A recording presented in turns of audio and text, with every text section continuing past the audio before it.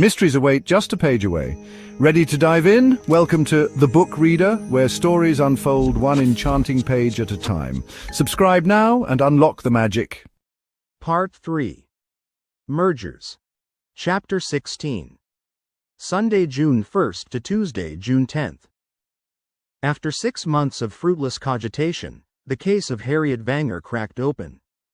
In the first week of June, Blomkvist uncovered 3 totally new pieces of the puzzle. 2 of them he found himself. The third he had help with. After Berger's visit in May, he had studied the album again, sitting for 3 hours, looking at one photograph after another, as he tried to rediscover what it was that he had reacted to. He failed again, so he put the album aside and went back to work on the family chronicle instead. One day in June he was in Hedestad, thinking about something altogether different, when his bus turned onto Jarnviksgaten and it suddenly came to him what had been germinating in the back of his mind. The insight struck him like a thunderbolt out of a clear sky. He felt so confused that he stayed on the bus all the way to the last stop by the railway station. There he took the first bus back to Hedeby to check whether he had remembered correctly. It was the first photograph in the album, the last picture taken of Harriet Vanger on that fateful day on Jarnviksgaten in Hedestad, while she had been watching the Children's Day Parade. The photograph was an odd one to have included in the album. It was put there because it was taken the same day, but it was the only one of the photographs not of the accident on the bridge. Each time Blomkvist and, he supposed, everyone else had looked at the album, it was the people and the details in the pictures of the bridge that had captured their attention. There was no drama in the picture of a crowd at the Children's Day Parade, several hours earlier. Vanger must have looked at the photograph 1,000 times, a sorrowful reminder that he would never see her again. But that was not what Blomkvist had reacted to. It was taken from across the street, probably from a first-floor window. The wide-angle lens had caught the front of one of the floats. On the flatbed were women wearing glittering bathing suits and harem trousers, throwing sweets to the crowd. Some of them were dancing. 3 clowns were jumping about in front of the float. Harriet was in the front row of the crowd, standing on the pavement. Next to her were 3 girls, clearly her classmates, and around and behind them were at least 100 other spectators. This is what Blomkvist had noticed subconsciously and which suddenly rose to the surface when the bus passed the exact same spot. The crowd behaved as an audience should. Their eyes always follow the ball in a tennis match or the puck in an ice hockey rink. The ones standing at the far left of the photograph were looking at the clowns right in front of them. The ones closer to the float were all looking at the scantily clad girls. The expressions on their faces were calm. Children pointed. Some were laughing. Everyone looked happy. All except one. Harriet Vanger was looking off to the side. Her 3 friends and everyone else in her vicinity were looking at the clowns. Harriet's face was turned almost 30 degrees to 35 degrees to her right. Her gaze seemed fixed on something across the street, but beyond the left-hand edge of the photograph. Mikael took the magnifying glass and tried to make out the details. The photograph was taken from too great a distance for him to be entirely sure, but unlike all those around her, Harriet's face lacked excitement. Her mouth was a thin line. Her eyes were wide open. Her hands hung limply at her sides. She looked frightened. Frightened or furious. Mikael took the print out of the album, put it in a stiff plastic binder, and went to wait for the next bus back into Hedestad. He got off at Jarnviksgaten and stood under the window from which the picture must have been taken. It was at the edge of what constituted Hedestad's town center.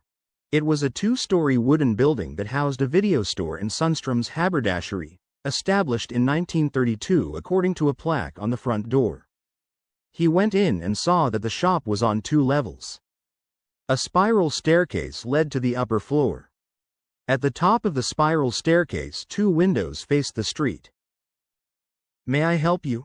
said an elderly salesman when Blomkvist took out the binder with the photograph. There were only a few people in the shop. "Well, I just wanted to see where this picture was taken from.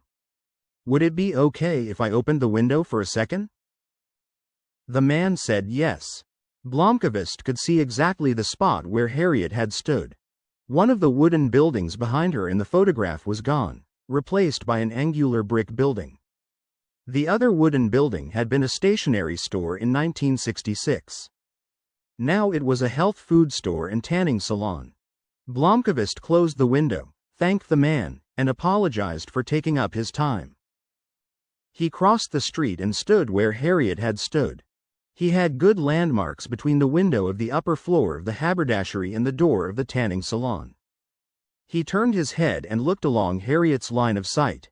As far as he could tell, she had been looking towards the corner of the building that housed Sundstrom's haberdashery. It was a perfectly normal corner of a building, where a cross street vanished behind it. "What did you see there, Harriet?" Blomkvist put the photograph in his shoulder bag and walked to the park by the station. There he sat in a pavement cafe and ordered a latte. He suddenly felt shaken. In English they call it new evidence, which has a very different sound from the Swedish term new proof material. He had seen something entirely new, something no one else had noticed in an investigation that had been marking time for 37 years. The problem was that he wasn't sure what value his new information had, if indeed it could have any at all. And yet he felt it was going to prove significant. The September day when Harriet disappeared had been dramatic in a number of ways. It had been a day of celebration in Hedestad with crowds of several thousand in the streets, young and old. It had been the family's annual assembly on Hedeby Island. These two events alone represented departures from the daily routine of the area. The crash on the bridge had overshadowed everything else. Inspector Morrill, Henrik Vanger, and everyone else who had brooded about Harriet's disappearance had focused on the events at Hedeby Island. Morrill had even written that he could not rid himself of the suspicion that the accident and Harriet's disappearance were related. Blomkvist was now convinced that this notion was wrong. The chain of events had started not on Hedeby Island but in Hedestad several hours earlier. Harriet Vanger had seen something or someone to frighten her and prompt her to go home, go straight to her uncle, who unhappily did not have time to listen to her. Then the accident on the bridge happened. Then the murderer struck. Blomkvist paused. It was the first time he had consciously formulated the assumption that Harriet had been murdered. He accepted Vanger's belief. Harriet was dead and he was hunting for a killer. He went back to the police report. Among all the thousands of pages, only a fraction dealt with the events in Hedestad. Harriet had been with 3 of her classmates, all of whom had been interviewed. They had met at the park by the station at 9 o'clock. One of the girls was going to buy some jeans, and her friends went with her. They had coffee in the EPA department store cafeteria and then went up to the sports field and strolled around among the carnival booths and fishing ponds, where they ran into some other friends from school. At noon they wandered back into town to watch the parade. Just before 2 o'clock in the afternoon, Harriet suddenly told them that she had to go home. They said goodbye at a bus stop near Jarnbysgaten. None of her friends had noticed anything unusual. One of them was Inger Stenberg, the one who had described Harriet's transformation over the past year by saying that she had become impersonal. She said that Harriet had been taciturn that day, which was usual, and mostly she just followed the others. Inspector Morrill had talked to all of the people who had encountered Harriet that day, even if they had only said hello in the grounds of the family party. A photograph of her was published in the local newspapers while the search was going on. After she went missing, several residents of Hedestad had contacted the police to say that they thought they had seen her during the day of the parade, but no one had reported anything out of the ordinary.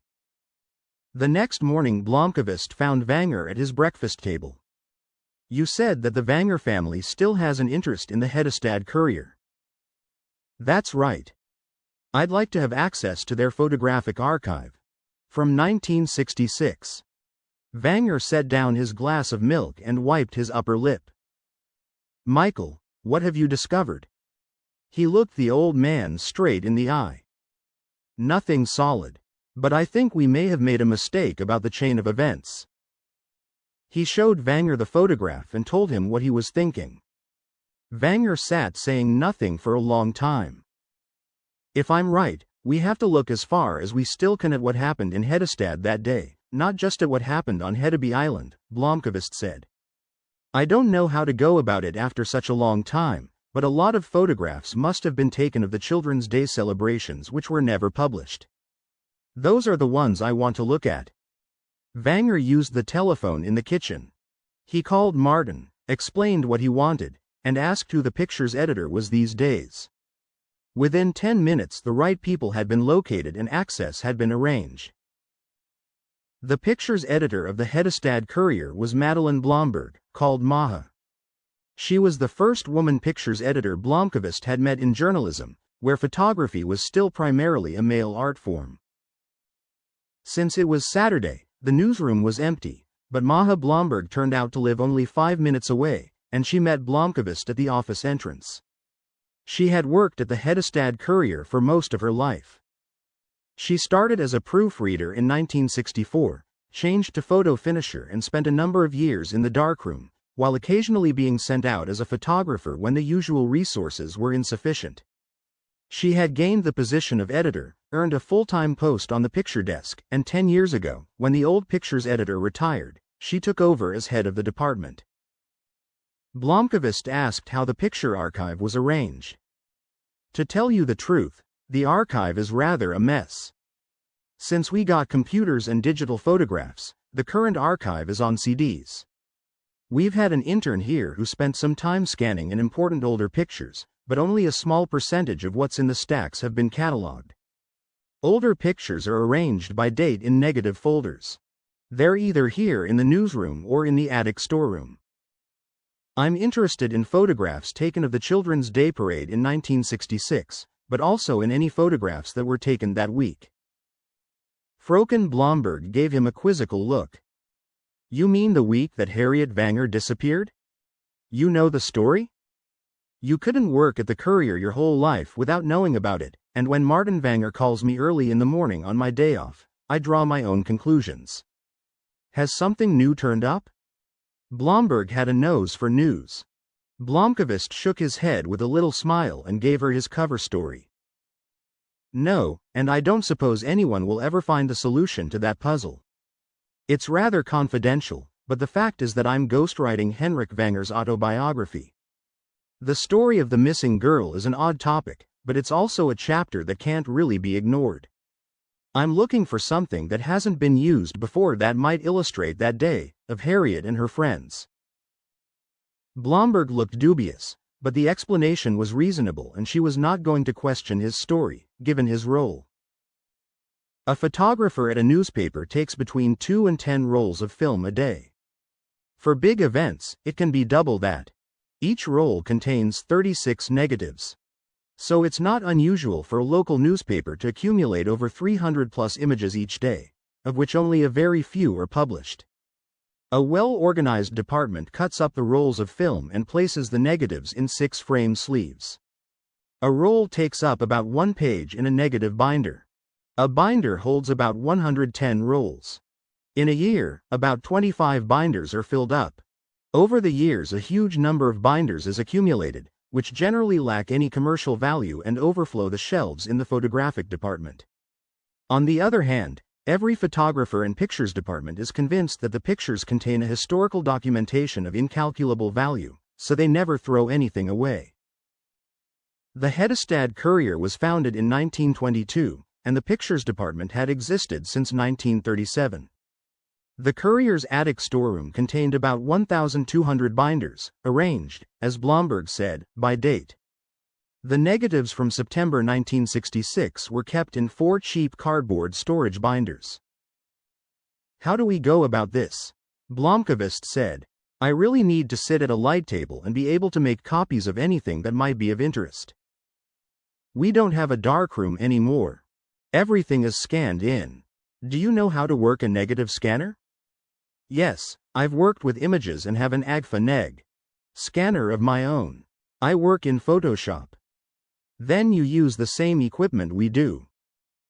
Blomberg took him on a quick tour of the small office, gave him a chair at a light table, and switched on a computer and scanner. She showed him where the coffee machine was in the canteen area. They agreed that Blomkvist could work by himself, but that he had to call her when he wanted to leave the office so that she could come in and set the alarm system. Then she left him with a cheerful, "Have fun." The courier had had 2 photographers back then. The one who had been on duty that day was Kurt Nyland, whom Blomkvist actually knew. Nyland was in his 20s in 1966.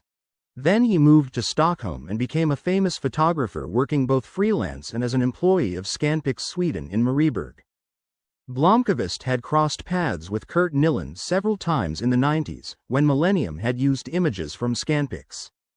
He remembered him as an angular man with thinning hair. On the day of the parade, Nyland had used a daylight film, not too fast, one which many news photographers used. Blomkvist took out the negatives of the photographs by the young Nyland and put them on the light table. With a magnifying glass he studied them frame by frame. Reading negatives is an art form, requiring experience, which Blomkvist lacked. To determine whether the photograph contained information of value, he was going to have to scan in each image and examine it on the computer screen. That would take hours. So first he did a quite general survey of the photographs he might be interested in. He began by running through all the ones that had been taken of the accident. Wanger's collection was incomplete. The person who had copied the collection, possibly Nyland himself, had left out about 30 photographs that were either blurred or of such poor quality that they were not considered publishable. Blomkvist switched off the courier's computer and plugged the AGFA scanner into his own iBook.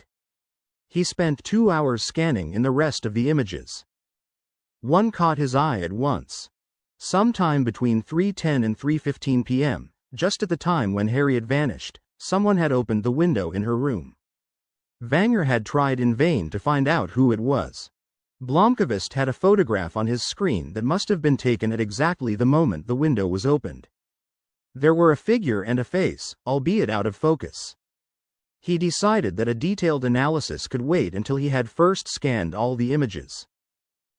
Then he examined the images of the Children's Day celebrations. Nyland had put in 6 rolls, around 200 shots. There was an endless stream of children with balloons, grown-ups, street life with hot dog vendors, the parade itself, an artist on a stage, and an award presentation of some sort. Blomkvist decided to scan in the entire collection. 6 hours later he had a portfolio of 90 images, but he was going to have to come back. At 9 o'clock he called Blomberg, thanked her, and took the bus home to Hedeby Island. He was back at 9 o'clock on Sunday morning. The offices were still empty when Blomberg let him in. He had not realized that it was the Whitsuntide holiday weekend, and that there would not be a newspaper until Tuesday. He spent the entire day scanning images. At 6 o'clock in the evening there were still 40 shots left of Children's Day. Blomkvist had inspected the negatives and decided that close-ups of cute children's faces or pictures of a painter appearing on stage were simply not germane to his objective. What he had scanned in was the street life and crowds. Blomkvist spent the Whitsuntide holiday going over the new material. He made 2 discoveries. The first filled him with dismay. The second made his pulse beat faster. The first was the face in Harriet Wanger's window. The photograph had a slight motion blur and was thus excluded from the original set. The photographer had stood on the church hill and sighted towards the bridge. The buildings were in the background. Mikael cropped the image to include the window alone, and then he experimented with adjusting the contrast and increasing the sharpness until he achieved what he thought was the best quality he could get. The result was a grainy picture with a minimal grayscale that showed a curtain, part of an arm, and a diffuse half-moon-shaped face a little way inside the room. The face was not Harriet Wanger's, who had raven black hair, but a person with lighter hair color. It was impossible to discern clear facial features, but he was certain it was a woman. The lighter part of the face continued down to shoulder level and indicated a woman's flowing hair, and she was wearing light-colored clothes. He calculated her height in relation to the window. It was a woman about 5'7". He clicked on to other images from behind the accident and one person fitted the description, the 20-year-old Cecilia Wanger. Nyland had taken 18 shots from the window of Sundström's haberdashery. Harriet was in 17 of them. She and her classmates had arrived at Jarnviksgatan at the same time Nyland had begun taking his pictures. Blomkvist reckoned that the photographs were shot over a period of 5 minutes. In the first pictures, Harriet and her friends were coming down the street into the frame. In photographs 2 to 7 they were standing still and watching the parade. Then they had moved about 6 yards down the street. In the last picture, which may have been taken after some time had passed, the girls had gone. Blomkvist edited a series of pictures in which he cropped the top half of Harriet and processed them to achieve the best contrast. He put the pictures in a separate folder, opened the graphic converter program, and started the slideshow function. The effect was a jerky silent film in which each image was shown for 2 seconds. Harriet arrives, image in profile. Harriet stops and looks down at the street. Harriet turns her face towards the street. Harriet opens her mouth to say something to her friend. Harriet laughs. Harriet touches her ear with her left hand. Harriet smiles. Harriet suddenly looks surprised, her face at a 20 degrees angle to the left of the camera. Harriet's eyes widen and she has stopped smiling. Harriet's mouth becomes a thin line. Harriet focuses her gaze. In her face can be read, what? Sorrow, shock, fury? Harriet lowers her eyes. Harriet is gone. Blomkvist played the sequence over and over. It confirmed with some force the theory he had formulated. Something happened on Jarnviksgatan. She sees something. Someone, on the other side of the street. She reacts with shock. She contacts Vanger for a private conversation which never happens. She vanishes without a trace. Something happened, but the photographs did not explain what. At 2 o'clock on Tuesday morning Blomkvist had coffee and sandwiches at the kitchen bench. He was simultaneously downhearted and exhilarated. Against all expectations he had turned up new evidence. The only problem was that although it shed light on the chain of events it brought him not one iota closer to solving the mystery. He thought long and hard about what role Cecilia Vanger might have played in the drama. Vanger had relentlessly charted the activities of all persons involved that day, and Cecilia had been no exception. She was living in Uppsala, but she arrived in Hedeby 2 days before that fateful Saturday. She stayed with Isabella Vanger. She had said that she might possibly have seen Harriet early that morning, but that she had not spoken to her. She had driven into Hedestad on some errand. She had not seen Harriet there, and she came back to Hedeby Island around 1 o'clock, about the time Nyland was taking his pictures on Jarnviksgatan. She changed and at about 2 o'clock helped to set the table for the banquet that evening. As an alibi, if that is what it was rather feeble. The times were approximate, especially the matter of when she had got back to Hedeby Island, but Vanger had not found anything to indicate that she was lying. Cecilia Vanger was one of those people in the family that Vanger liked best. And she had been his lover. How could he be objective? He certainly could not imagine her as a murderer. Now a hitherto unknown photograph was telling him that she had lied when she said that she had never been in Harriet's room that day. Blomkvist wrestled with the possible significance of that.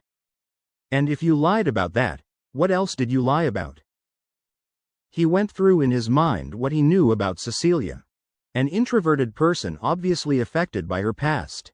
Lived alone, had no sex life, had difficulty getting close to people. Kept her distance, and when she let loose there was no restraint. She chose a stranger for a lover. Had said that she ended it because she was unable to live with the idea that he would go from her life as unexpectedly as he had appeared. Blomkvist supposed that the reason she had dared to start an affair with him was precisely that he was only there for a while. She did not have to be afraid he would change her life in any long-term way. He sighed and pushed the amateur psychology aside.